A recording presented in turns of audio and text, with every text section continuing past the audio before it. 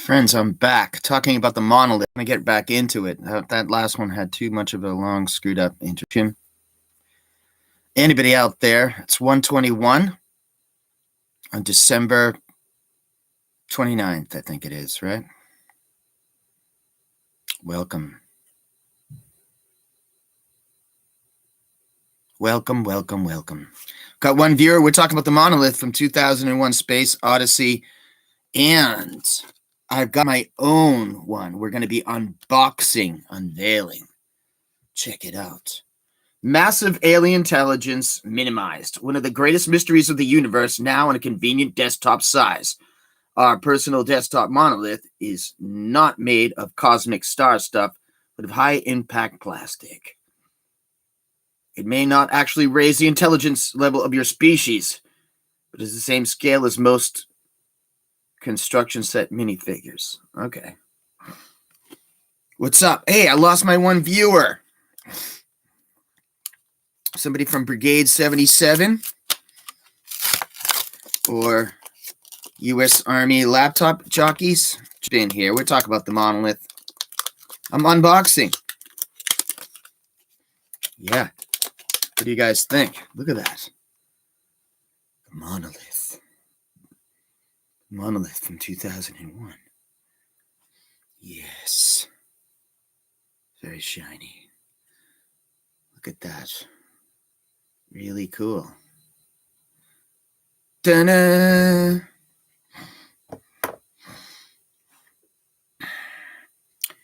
If those of you who haven't seen it, it's a major part of the movie 2001 Space Odyssey indeed.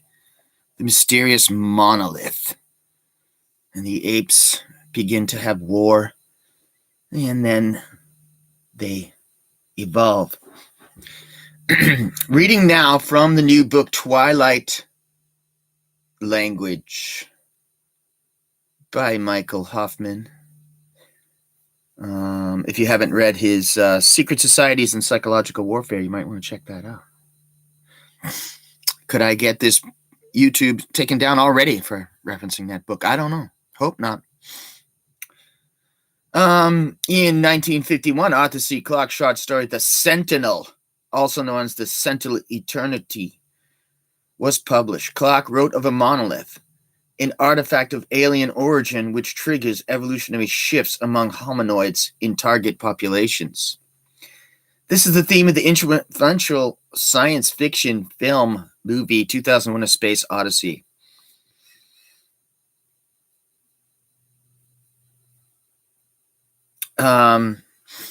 Very weird. Now, I don't know how much it means. A lot of people like to reference the weirdness of the Super Bowl halftime shows, right? Right? It's a free country, so we can talk about this. Yeah.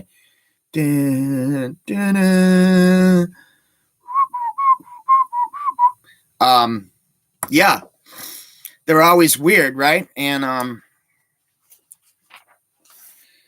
there's some strange coincidences. Okay, so Madonna, the rock star, in a gold-colored cape, wearing an ancient Egyptian headdress. Remember that one? She looks like she was sort of on a throne. Very strange. Why do they always make the Super Bowl halftime seem strange and esoteric and just weird? So Indianapolis, the crossroads of America. The crossroads. Now, from what this book, Twilight Language, points out is that Super Bowl halftime performer Sketchy Andy, known as Skenandy, he's of Moab, Utah. He was performing with the popular pop singer, rock singer, Madonna.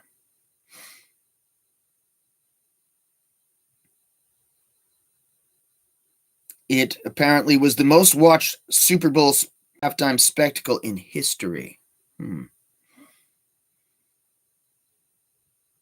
So actually more people watched her musical halftime than the actual game.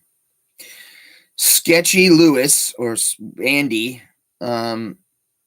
is a slackline performer who specializes in high altitude stunts on a slack tightrope, as well as halftime show, which is innocent, or is it a weird ritual thing? I don't know. Of course, you're not allowed to talk about anything anymore, and even question the weirdness of anything anymore. And let's just be cognizant of that. So what's up with that? So Andy, Sketchy Andy, or whatever,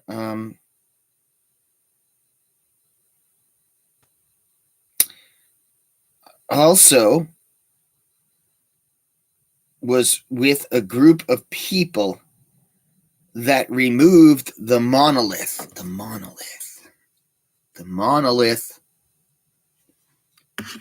from Moab, Utah. I believe that's the name of the town.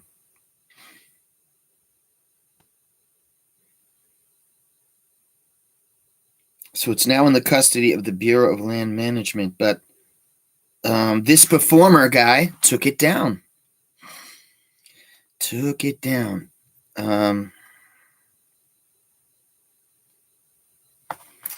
Let's see here.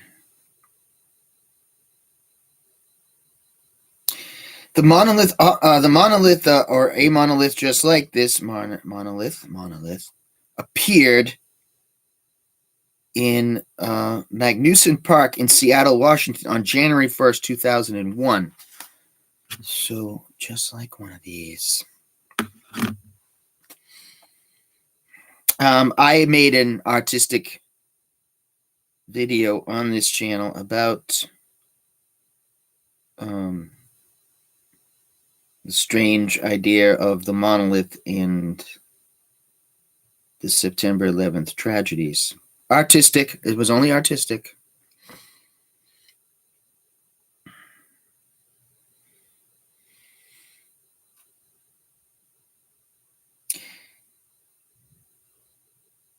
Okay. A farcical, kind of a joke one appeared. A dwarfish monolith materialized on December 3rd, 2020 in downtown Fayetteville, Little Ferry, North Carolina. Monolith mania went on a little bit, so these monoliths were appearing. Anybody on jump in and talk about the monolith? I did an unboxing today of my monolith.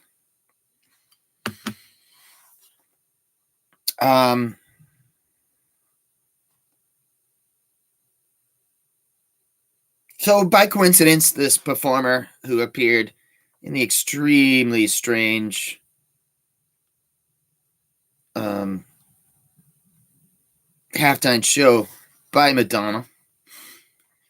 Anybody out there, jump in the chat. Let's chat. Haven't been on for a while. I think probably this YouTube channel might be getting shut down. So enjoy me while you can, if you enjoyed my stuff, right?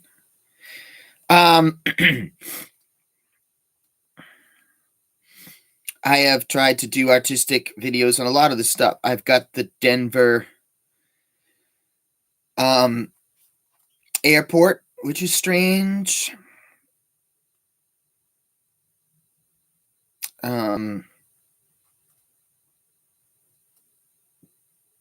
Don't miss this book if you're a fan of James Shelby Downard or Hoffman and stuff. This is the one. So this is the book I'm referencing, talking about the monolith.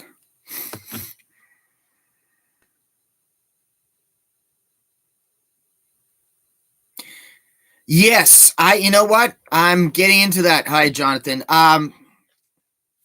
It's just weirdness. I don't know, man. I don't know. Have you seen the movie, the influential movie, 2001?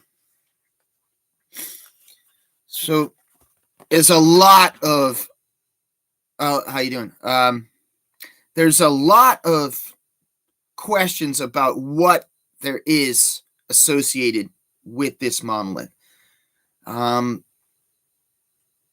lot of weirdness. Now, take into consideration Stanley Kubrick, to say the least. We've got to admit whether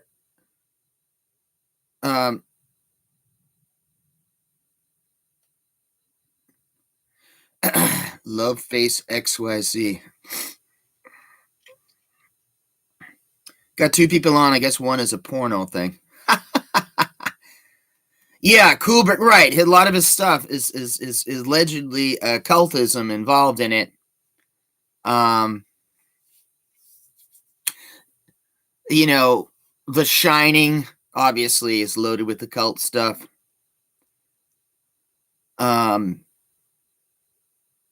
2001, and of course his final movie, Eyes Wide Shut. People, there's no getting around that one. There's no arguing that film is not loaded with mystery, esoteric, occult stuff.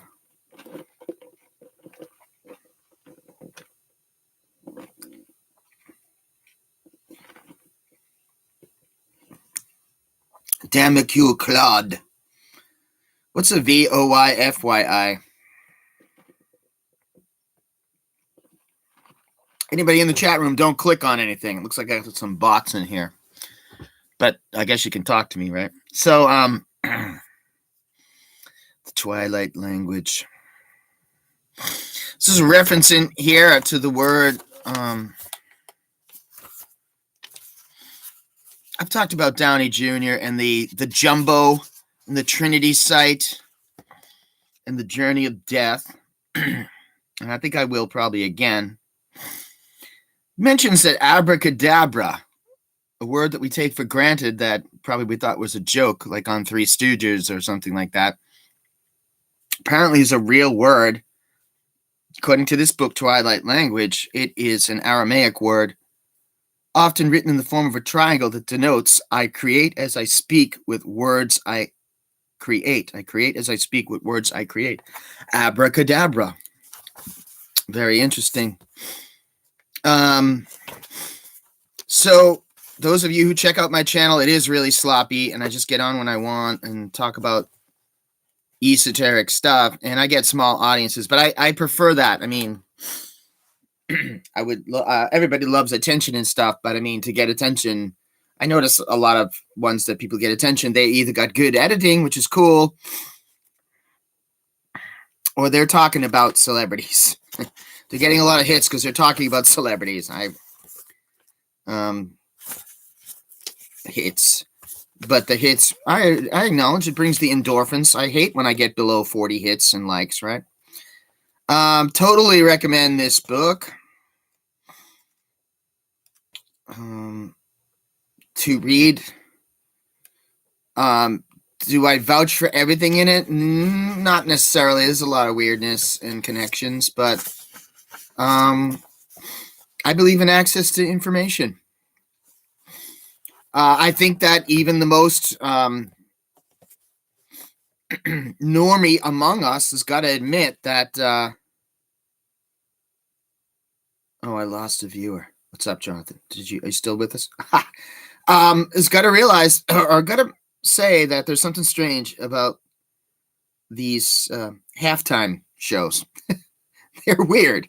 I think they're unnecessarily decadent and weird. I'm going to be doing more on this monolith thing. I came in and I really am only talking about right now the strange coincidences. I'm not accusing this stunt performer guy of anything. It's just weird that he showed up prominently on that strange show and that, you know, where he lives, he took down the monolith.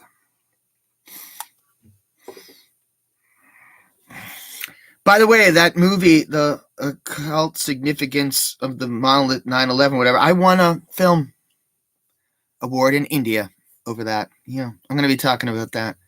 Some of these YouTubes, I've put them in and they've won in Bollywood. Some observers have commented on the alignment between the phallic monolith and the crack in the rock formation looking rather like a female part down there. Can I say that on here?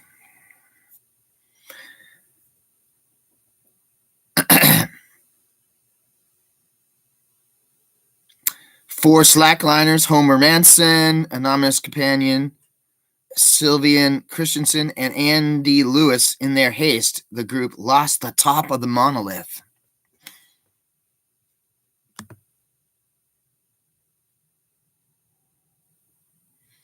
What's this VOIFYI?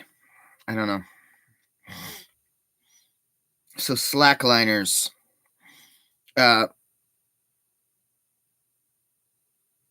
They took responsibility along with the others for tearing down the monolith and posting a video of their operation on their Facebook page. Another bot.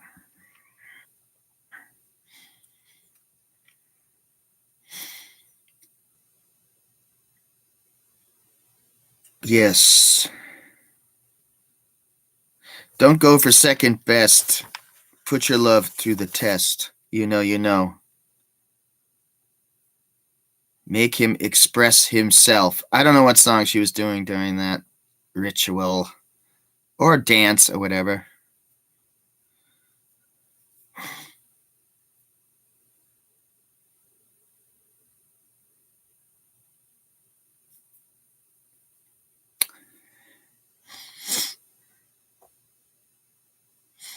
I will check it out. You got a YouTube. Cool. It's fascinating. Again, anybody watching this, I'm not, I'm just pointing out the things that the author's pointing out. Is the internet sensationalist stories really come at us.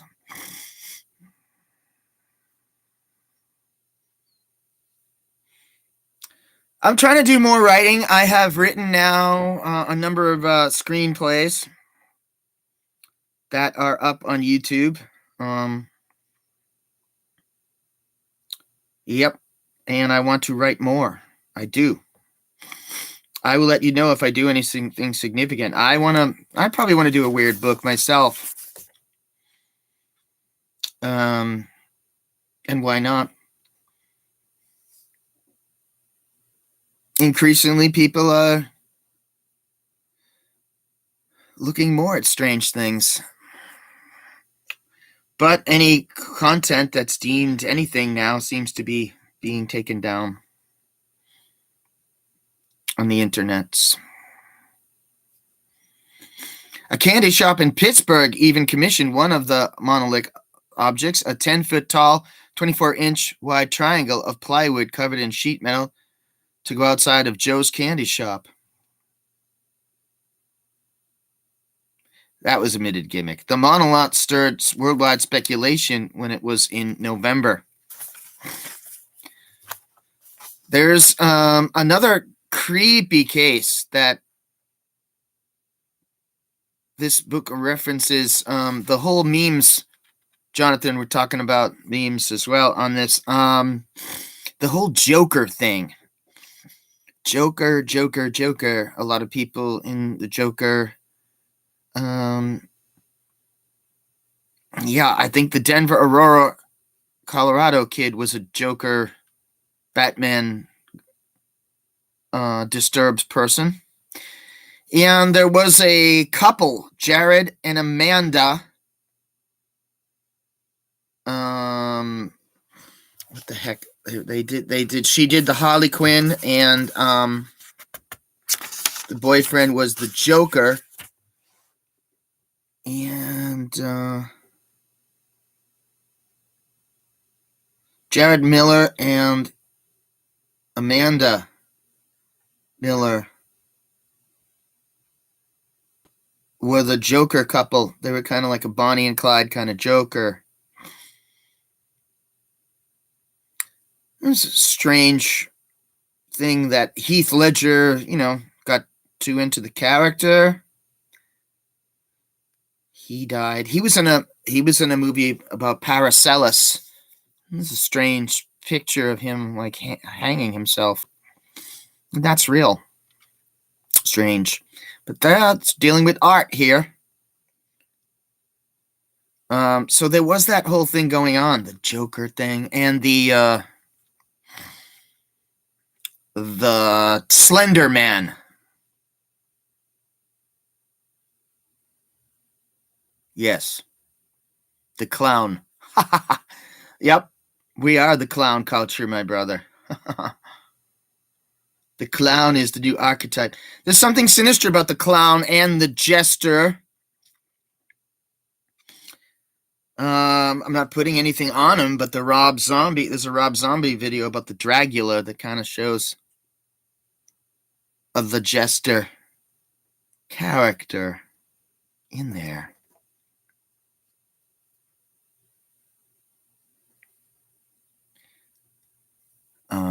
Yeah, the clown archetype.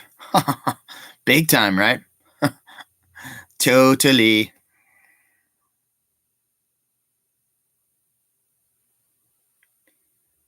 Very much so. Yeah.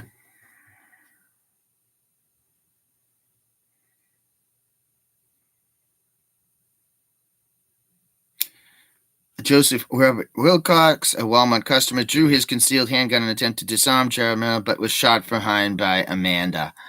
Oh, they were a duo. Heath Ledger was only 28. Wow.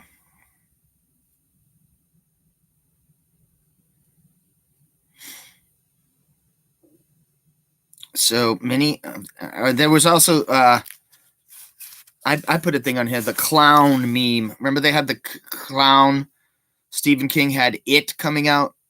They had all the clowns. They were clowns on Staten Island, New York, and running around in the Carolinas.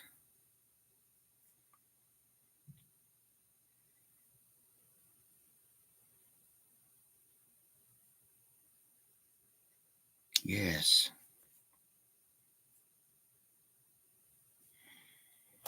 Yes, yes.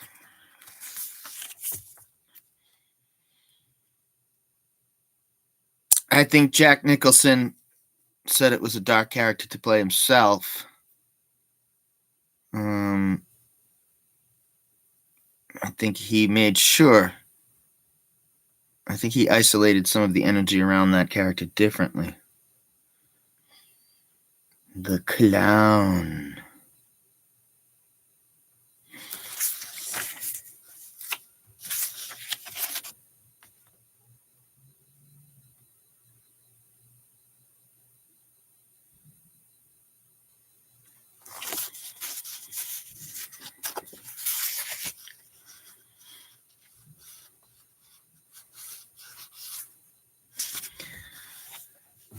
Sorry, guys. So that is part one of my monolith thing. I got a little monolith. I know, dude, isn't this kind of juvenile of me? But I figure it's a prop. And I did it unboxing.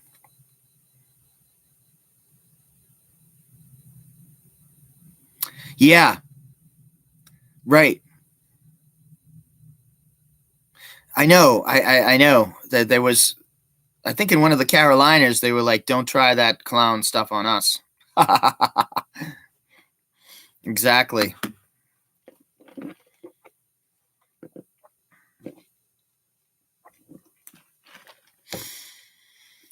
Dun, dun. Anybody else out there want to rap? I'm going to be doing the series of book reviews on Between Two Ages. Sorry, the stream is kind of sloppy. Mine are kind of sloppy, but I'm going to see if I can put in the notes my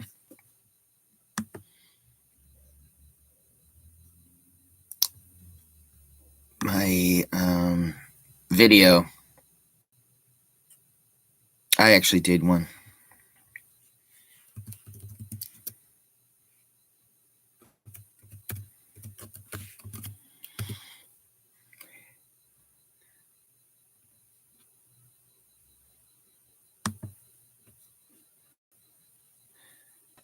I didn't want a YouTube.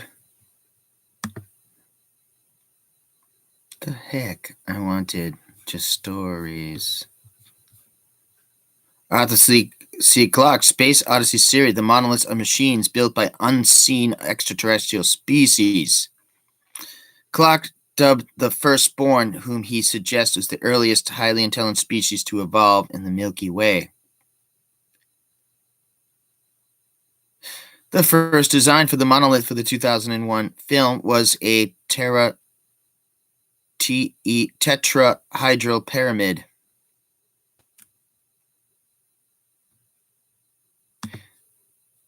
The monolith in the movie seems to represent and even trigger epic transitions in the history of human evolution.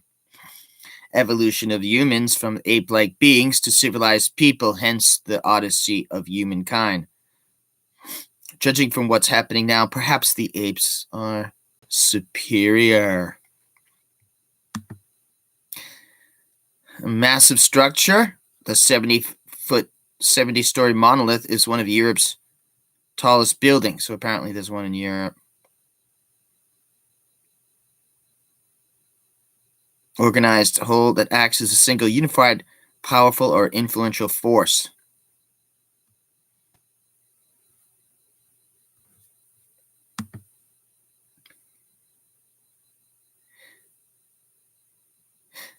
Where is the 2001 monolith? It's in its place Wednesday morning in Seattle's Warren Magnuson Park, with a single broken red rose and dozens of people who mindful of the enigmatic monolith in the film 2001. Monolith vanishes, mysteriously has arrived. So there's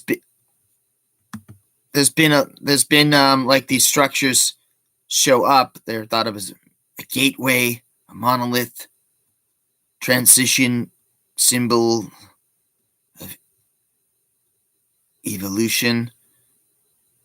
And I think there's a lot of okay, the Agents of S.H.I.E.L.D. have some kind of monolith.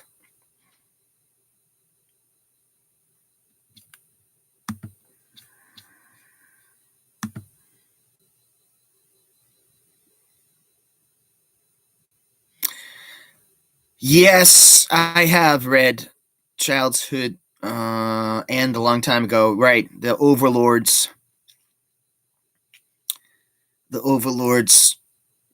try to get the population used to what their strikingly strange look would be like. The overlords in that Childhood's End. That was a long time ago. I read it.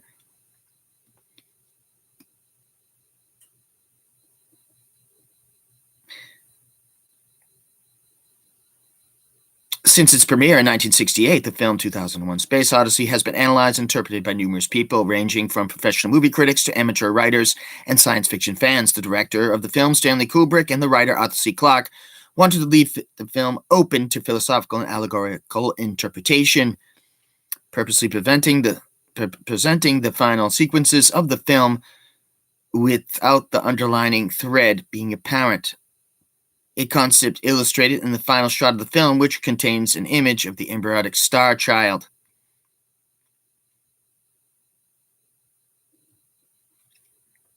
Openness to interpretation.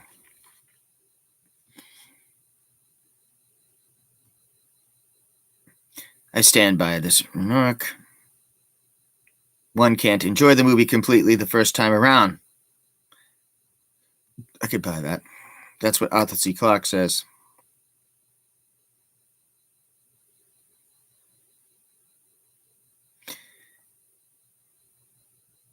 Physicist Freeman Dyson urged those baffled by the film to read Clarke's novel.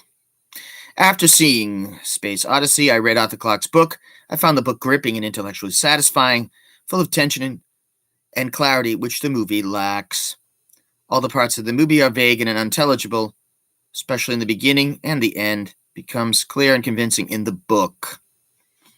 And it's funny. You mentioned I read the book you were talking about, Childhood's End, but I've never read 2001. I just saw the movie a number of times. I'm losing my mind.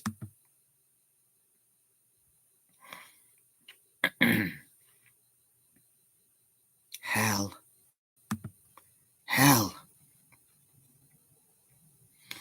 Yeah, it's got that theme of the end.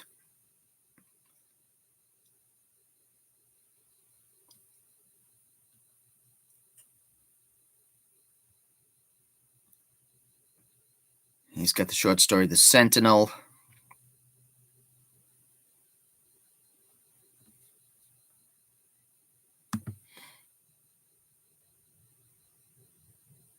Yeah, the Overlords is the part I remember in that one. Dun, dun, dun, dun.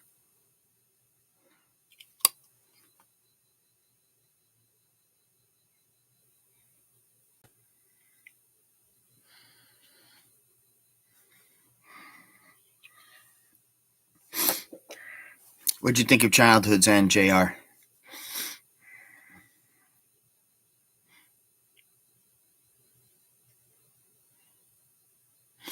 But yeah, the clown memes were crazy.